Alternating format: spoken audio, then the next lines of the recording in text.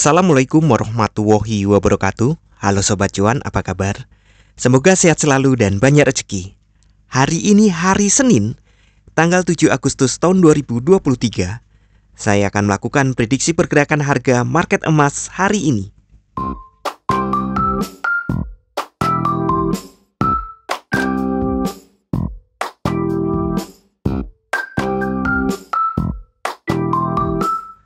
Kemarin Jumat, market kembali naik. Ini terkesan tinggi ya, terkesan besar ya. Padahal sebenarnya ini range-nya hanya 20-an, masih wajar.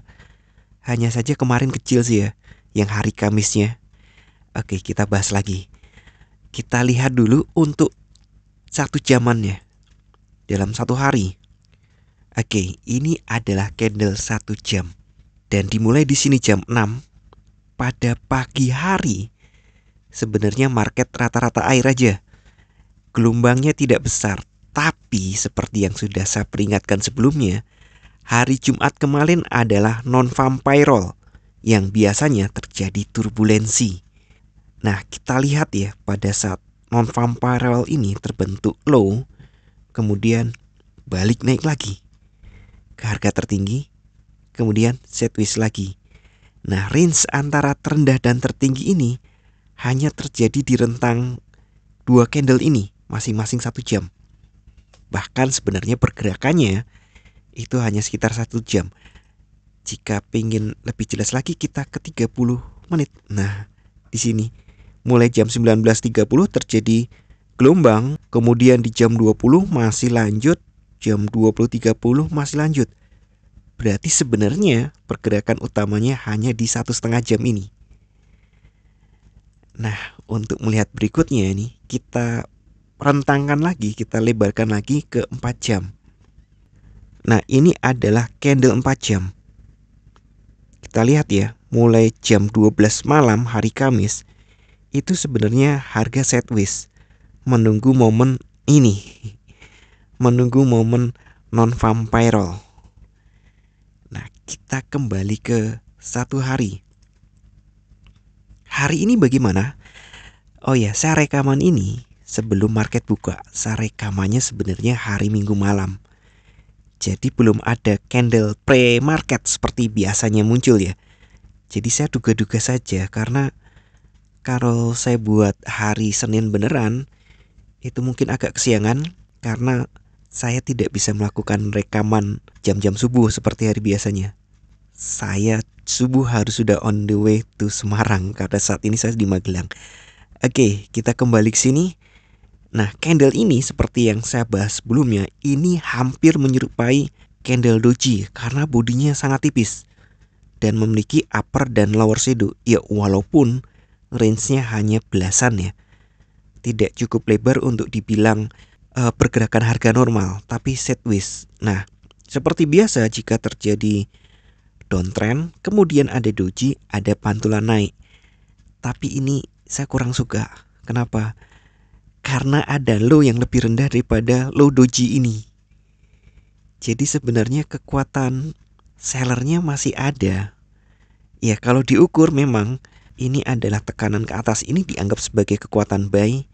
Dan karena bodinya hijau juga kekuatan buy. Jadi memang kekuatan naiknya sudah cukup besar. Tapi tetap hati-hati ya, karena ini bukan candle yang ideal gitu. Memang ini juga bisa berarti pembalikan karena ada candle kecil, kemudian candle besar. Tapi lagi-lagi candle besarnya tidak benar-benar menutup.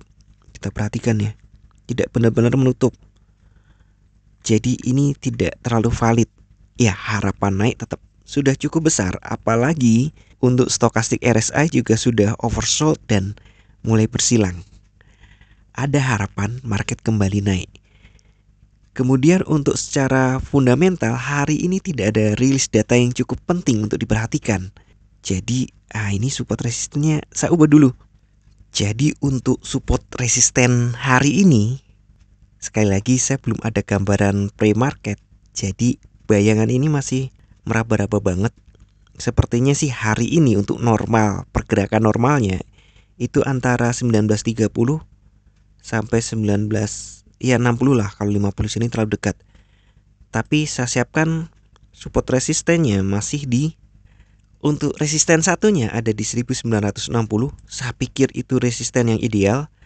Kemudian resisten 2-nya ada di 1970 dan resisten 3-nya ada di 1988. Untuk supportnya ada di 1925. Ya memang idealnya di 30 ya, tapi saya anggap ini karena ujung-ujungnya sekitar ini, jadi support satunya ada di 1925. Kemudian support 2-nya ada di 1915. Dan support 3-nya ada di 1900.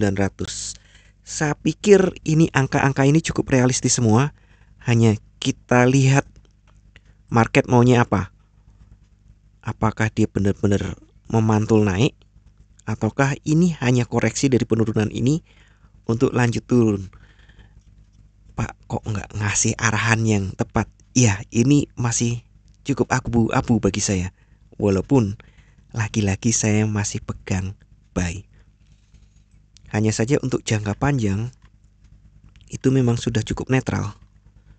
Kita buatkan lagi retracement.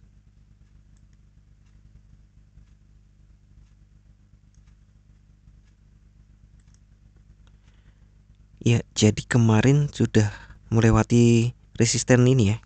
Retracement ini sudah melewati 29,79 atau 30-an ya.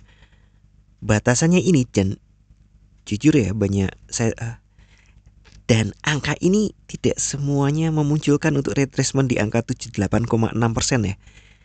Tapi untuk TradingView ini memang ada. Jadi batasan bawahnya ya sekali lagi angkanya sekitar ya angka yang saya buat ini, sekitar 15.